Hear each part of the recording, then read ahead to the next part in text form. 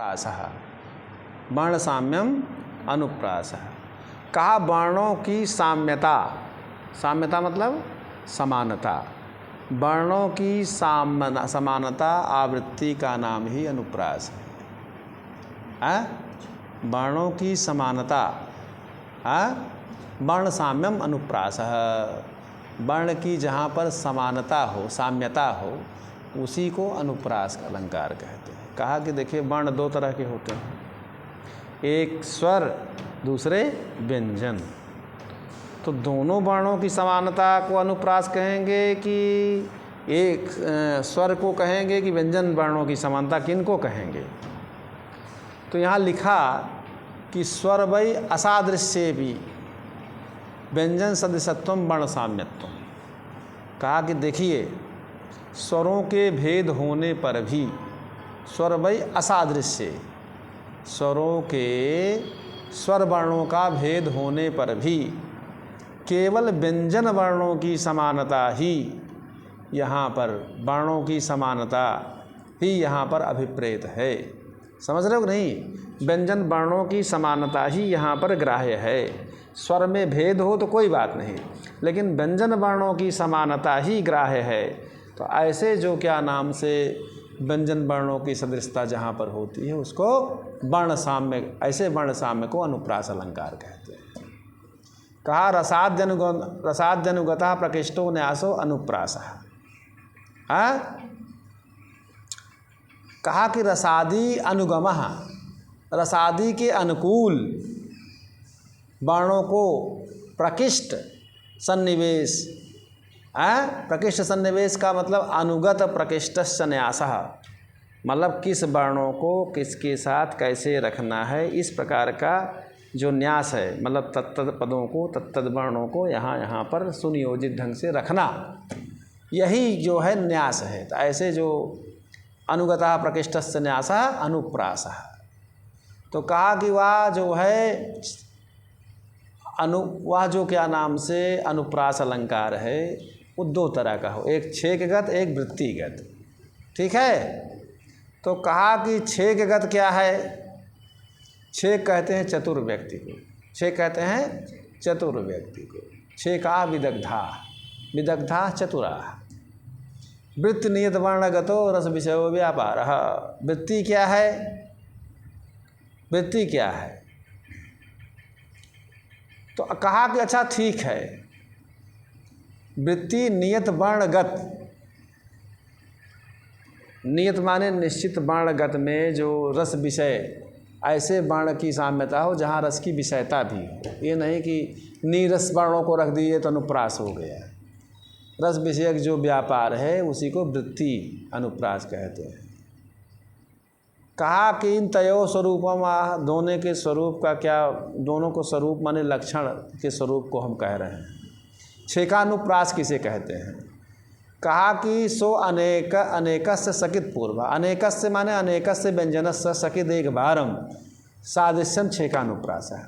कहा अनेक व्यंजनों का एक सकृत माने एक बार जहाँ आवृत्ति साम्य हो उसको प्रथम प्रकार का छेकानुप्रास कहते हैं। जैसे अनेक व्यंजन एक बार सादृश्य रूप से जहाँ पर आवृत्त हो उसको छेकानुप्रास कहते हैं।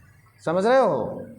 अनेक व्यंजनों का सकृत माने एक बार सादृश्य जो होता है वो छेकानुप्रास कहलाता है। समझे? ऐसा भी है कि एकस्याप असकृत पूर्व असकृत परः, कहने का मतलब एक वर्ण भी, अनेक वर्णों का भी अनेक बार भी अगर का नाम से आवृत्ति साम्य होती है तो उसको क्या बोलते हैं? वृत्त्यानुप्रास। उसको क्या बोलते हैं? मतलब एक वर्ण का अनेकों बार आवृत्ति होती है उसको वृत्त्यानुप्रास। समझता कि नहीं? अर्थात एक वर्ण का अनेक व्यंजनों का, अर्थात अनेक व्यंजनों का भी एक बार या बहुत बार बार बार क्या नाम से साम्यता सादृश्यता होती है तो उसको वृत्त्यानुप्रास कहते हैं। ऐसा भी है। अब देखिए, ततो अरुण परिस्पंद मंदी कृत बपुः शशि दध्रे काम परीक्षाम कामनी गंड पांडुताम। इसमें प्रातःकाल के समुद्र का वर्णन, सूर्य का वर्णन है, और चंद्रमा के अस्त।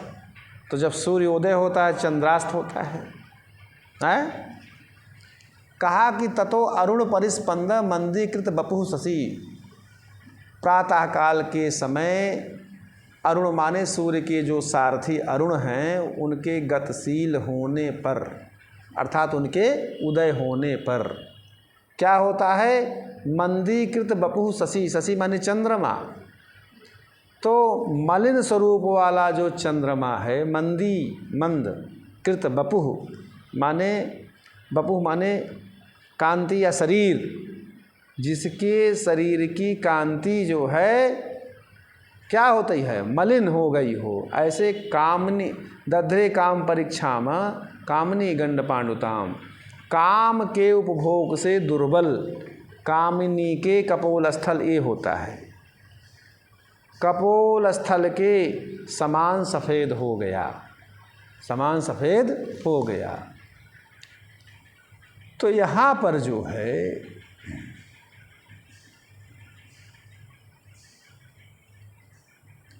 नाना का उच्चारण है, दादा का उच्चारण है, ठीक है ना। तो इसलिए यह क्या नाम से कौन हुआ, छः का अनुप्रास हुआ। कहने का मतलब यह है कि अनेकस्य व्यंजन से, अनेक व्यंजनों का एक बार, सके दे एक बार हम। तो यहाँ नाना का अनेक व्यंजन है, उच्चारण आधा आधा हुआ ना, छः का अनुप्रास है। परिस्पंद मंद, समझ रहे हो नहीं, हुआ कि नहीं, नादा का। तो इस बार बार हो रहा है व्यंजनों का। स्वर का सादृश्य नहीं जरूरी है, व्यंजन की सादृश्य ध्यान रखिए। मतलब एक ही चीज़ बार बार आवे वो अनुप्रास है, समझे। आगे और देखो, अब ये सब नहीं पढ़ा रहे हैं हम, केवल तुमको वो पढ़ा रहे हैं उदाहरण। अब देखिए और क्या है, का माधुर व्यंजकर वर्णे उपनागरिका उच्यते, ये सब तो दूसरी चीज़ है। अब देखिए, अब कोई उदाहरण ये दे रहा है, अपसारे घनसारम, अपसारे घनसारम कुरुहारम दूरयो किं कमलई अलमलमाली मृणालई रीति वदति दिवानिशम बाला। अपसारे घनसारम, घनसार होता है, घनसार माने कपूर। कपूर को देख रही हो ना, जब किसी नायिका, विरहिणी नायिका है, वो नायक के विरह में संतप्त है, मतलब संतप्त माने जलना। जब शरीर में बहुत जलन हो तो उसको ठंडी चीज़ों से उसको शांत किया जाता है ना, कपूर ठंडा होता है। तो वही वो कह रही है कि अपसारे घनसारम, कपूर को हटाओ, कपूर से ये जलन ठीक नहीं होगी। शरीर की जो संतप्तता है वो, और क्या, हार ओर से भी स्त्रियां प्रसन्न हो जाती हैं, हार इत्यादि। कुरुहारम दूर, इन हार को भी क्या नाम से क्या करो, हार को भी दूर रखो। कमल के पत्ते भी ठंडे होते हैं, किंग कमलई ही, इन कमल के पत्तों से भी कोई लाभ नहीं है। कहा कि क्या, आलम अलम अलम आली, अलम अलम देखिए है यहाँ, आली माने सखी, हे सखी, क्या, मृणालई रीति बदत दीवानिशम बाला। मृणाल माने होता कमल का जो डंठल नहीं होता है, वो भी बड़ा होता है ठंडा। कहा इन मृणालों को रहने दो, कोई वियोगी बाला है, कहते मृणालों को रहने दो, मृणाल ये कुछ नहीं कर पाएंगे, कमल के जो मृणाल हैं ये कुछ नहीं कर पाएंगे। ऐसा जो वियोगी बाला है, दीवानिशम बाला बदती, इस तरह से दिन रात यह जो बाला है, वियोगनी बाला, ऐसा यह कहती रहती है, यह कह रही है। तो यहाँ देखिए वर्णों की आवृत्ति है कई बार, अलम अलम, ठीक है ना। तो इसलिए यह वृत्त्यानुप्रास है। क्या है, वृत्त्यानुप्रास। अनुप्रास में दो चीज़ें हैं। जब अनेक व्यंजन एक बार होगा तो छः का अनुप्रास। जब व्यंजन एक ही व्यंजन कई बार उच्चारण हुआ तो वृत्त्यानुप्रास। लेकिन वर्णों का जहाँ समानता होगी, समान वर्ण ही जहाँ उच्चारित होंगे वही अनुप्रास होगा। वर्ण साम्यम अनुप्रासः। वर्णों की जहाँ पर समानता होती है उसको अनुप्रास अलंकार कहते हैं। बात क्लियर हो गई ना उदाहरण से? हाँ, जहाँ वर्णों की समानता दिखाई फट है, हाँ क्या? अनुप्रास अलंकार। बात समझ नहीं? जैसे रामो राज्यमणि सदा विजयते रामम रमेशम भजे, तो राम राम का कई बार उच्चारण हुआ। राम रामे मनोरमे सहस्र राम तत्तुल्यम राम नाम वरानने, तो राम राम हो रहा है कि नहीं? तो ये अनुप्रास अलंकार हो जाएगा।